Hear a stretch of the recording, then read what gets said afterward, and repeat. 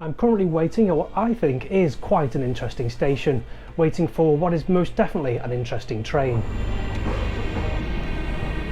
If the title hadn't given it away, I'm at Headbolt Lane, which is Merseyrail's newest station, and behind me is one of Merseyrail's new battery-powered Class 777 independently powered electric multiple units. Today's video will be relatively short. We're just going to take a look at the new battery trains and take a quick look around Headbolt Lane station, but I will be going into more detail about what these battery trains and the new station could mean for the future of the Merseyrail network.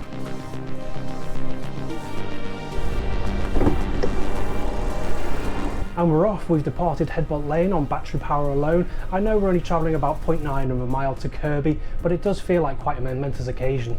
Okie dokie, so that was a short trip, about 2 or 3 minutes if that, and we're now pulling into Kirkby railway station, where the train will go from battery power to the standard third rail network power that most of the Merseyrail network has utilised up until this point. And this is Kirkby railway station in the pitch black.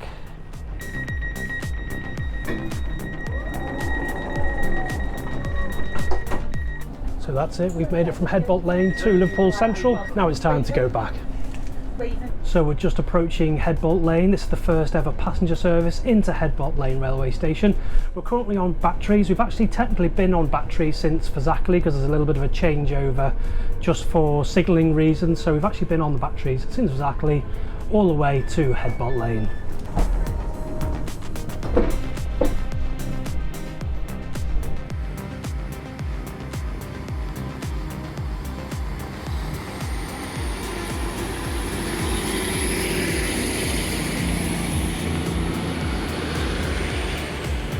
So Headbolt Lane isn't just served by Merseyrail services, it is of course the new northern terminus for Merseyrail services, connecting with northern services heading towards Blackburn.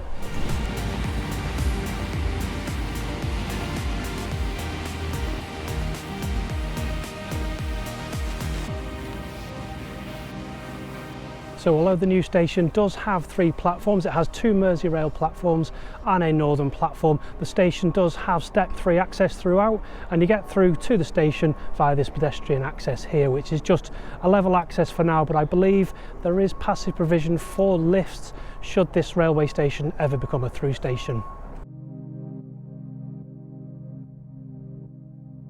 The station building isn't what I'd call the grandest station building on the network, but it is bright and airy and has all the facilities that you'd need, like a ticket office, it has a ticket machine, and it has toilets as well as some benches.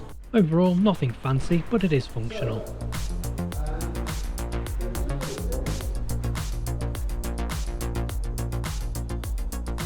So although the station will have a big 300 space car park, making it a little bit of a park and ride, it does also have a bus interchange for local journeys around the Kirkby area.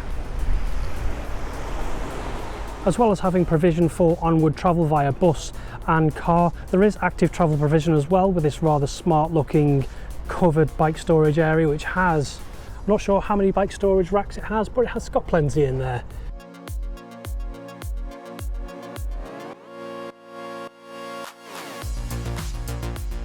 There will eventually be 300 car parking spaces, but currently parking is a little bit limited as they're still working on part of the site, which I assume will become the area for the additional parking spaces. So it's just something to be aware of, although hopefully people will choose to travel to the station via bike or by bus or by foot. Currently there is only an hourly service from Headbolt Lane to Liverpool Central, and services from Kirkby are only half hourly currently, but this will ramp up to the full 4 trains per hour service that was previously in operation, but I think it will take a number of weeks before the services resume to what they were, with 4 trains per hour eventually serving Headbolt Lane. So there we are, that's just a quick look at Headbolt Lane and the new battery powered IPEMUs. I hope you found this video informative. If you have, please do hit that like button and consider subscribing.